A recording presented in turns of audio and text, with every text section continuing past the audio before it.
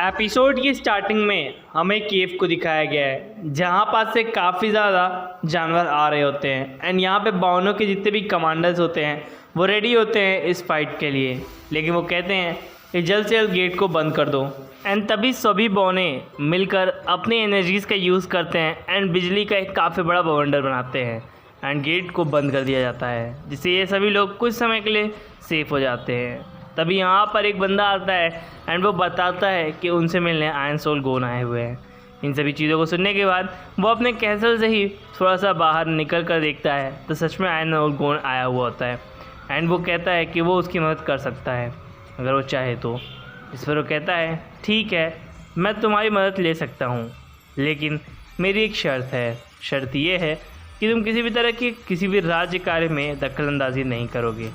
इस चीज़ के लिए भी आयरन सोल गोन मान जाता है, जबकि इतना ज़्यादा ताकतवर इंसान है।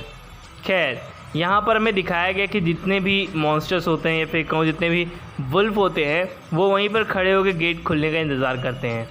एंड जैसे ही एक थोड़ा सा गेट खुलता है तभी यहाँ पे एक वुल्फ अंदर घुसने की कोशिश करता है एंड इसका हाथ वहीं पर कट जाता है।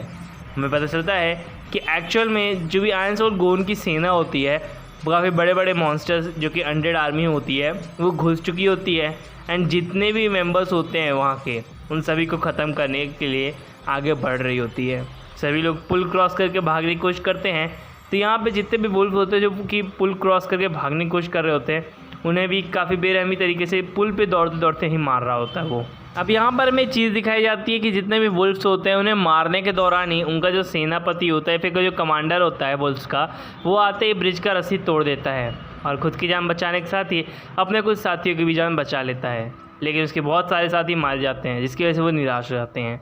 लेकिन कैसे भी करके वो डिसाइड करते हैं कि वो बाद में आकर इन पर हमला करेंगे एंड वो अभी फ़िलहाल के लिए चले जाते हैं। यहाँ पे हमें ड्रॉवन किंगडम को दिखाया गया है। अब यहाँ पे ड्रॉवन किंगडम के जितने भी लोग होते हैं उन सभी लोगों ने अपने हाथ पे बागडोर ली होती है। यहाँ पर 8 मेंबर्स होते हैं। इन 8 मेंबर्स में से सभी के सभी मेंबर्स किसी न किसी काम को ही संभाल रहे होते हैं। तो कमांडर इनसे मिलकर ये बताते हैं कि वो उन्हें जल्दी बुलाएंगे। तो आयरन सोल गोन भी काफ़ी ज़्यादा रेडी होते हैं इन सभी चीज़ों के लिए एंड आयरन सोल गोन उस जगह से जाने लगते हैं। अब यहाँ पर क्योंकि उन्हें बुलाया गया होता है इसलिए वो जाते हैं एंड वो डिसाइड कर चुके होते हैं कि उन्हें क्या क्या कहना है एंड इस चीज़ को बोलने के साथ ही वो 8 मेंबर्स के सामने जाके बैठ जाते हैं। अब बौनों के ये जो 8 मेंबर्स हैं ये सभी लोग अलग अलग चीज़ को रिप्रेजेंट कर रहे होते हैं। जैसे कि कोई फूड सेक्टर पे है तो कोई आर्मी सेक्टर में है, सब लोग अलग अलग जगह को संभाल रहे होते हैं जिससे ड्रॉवन किंगडम में शांति बनी हो। यहाँ पर हमें पता चलता है कि ये सभी लोग मिलकर बैठक करते हैं जिस पर वो कहता है कि यहाँ पर वो उनकी मदद करने आया है एंड इस मदद के बदले में वो चाहता है कि उसके हिसाब से सभी लोग चलें। एंड यहाँ पे मदद ये रहेगी कि जो इनके एंशियंट टाइप की टेक्नोलॉजीज़ थी वो उनका यूज़ करें एंड यहाँ पर वो सभी उन्हें वापस दिला दी जाएंगी। इन सभी चीज़ों को सुनने के बाद वो थोड़ा सा हैरान होते हैं एंड इसके ऊपर विचार करने की मांग करते हैं। इस पर वो कहते हैं कि ऐसा करना इम्पॉसिबल है क्योंकि वहाँ काफ़ी सारे विज़र्ड्स जिन्होंने जाल बिछा कर रखते हैं उनकी वजह से हम सभी मारे जाएंगे। जिस पर आयरन सोल गोन कहता है तुम्हें इसकी कोई चिंता लेने की ज़रूरत नहीं है, एक्चुअल में वो ये सारा काम खुद ही कर देगा, लेकिन इस पर के बदले उनकी फ्रेंडशिप और रिलेशनशिप अच्छे होने चाहिए विज़र्ड्स के साथ एंड इसकी एक और शर्त मान ये होती है कि इसकी हर बात मानी जाए।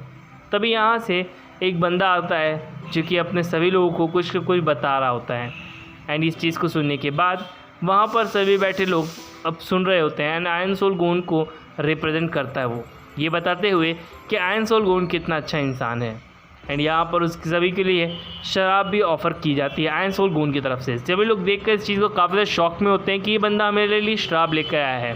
फाइनली वो ये भी चीज़ बताते हैं कि वो इनमें से किसी को नहीं ले जाएंगे, सिर्फ गॉर्डन उनके साथ ही जाएगा। गॉर्डन वही बंदा है जो कि आयरन सोल गोन के पास खड़ा है एंड वो उन्हें मोटिवेट करते हैं उन सभी के पुरानी रियासतों को लेकर एंड वो ये भी बताता है कि उन सब की मदद ये गॉर्डन भी करेगा।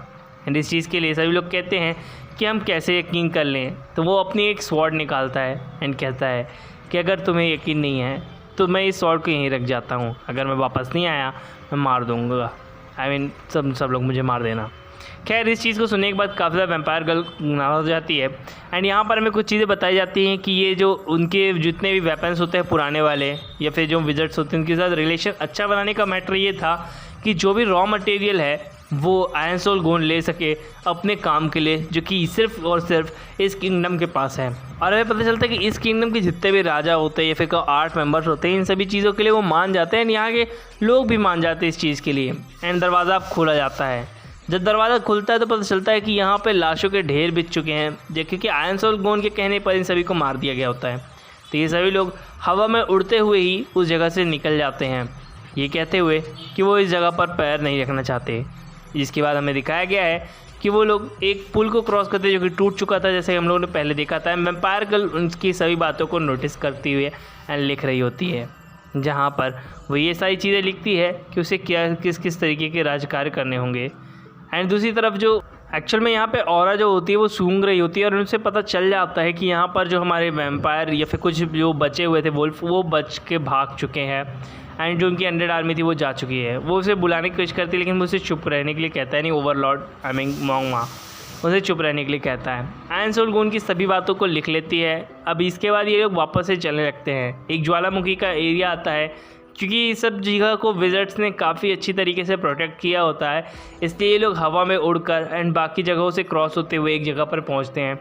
एंड ये जगह पे वो मैजिक कर रहा है जिसकी वजह से हमारे एंड जो हमारा बौना इंसान होता है गोंडो, वो उस जगह पर सेफ रहे एंड उसकी बदबू भी उन्हें कुछ भी ना कर सके, क्योंकि वैम्पायर गर्ल एंड हमारा आयरन सोल गोन इस बदबू को झेल सकता है जो कि सल्फ़र गैस है, लेकिन ये हमारे जो ह्यूमन है वो नहीं झेल सकती इस सभी चीज़ों को।